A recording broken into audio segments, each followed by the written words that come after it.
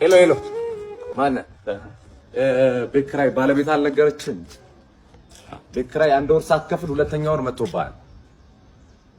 እየሞከርኩኝ ነው ትላለህ እንዴ? አትሰማም እንዴ? እየሞከርኩኝ ነው።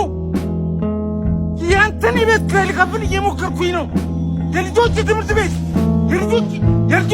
ልከፍል እየሞከርኩኝ ነው። የሚበሉት አጥተው እየሞከርኩኝ ባለቤት ለማውጣት ሰው አይደለ እንዴ? ይኸው ተመልከት። ይሄ የልጆች የሚጫወቱበት ልሸጥ እየሞከርኩኝ ነው። እስም እንጂ ሁሉም ሰው እየሞከረ ነው በዚህ ሰዓት።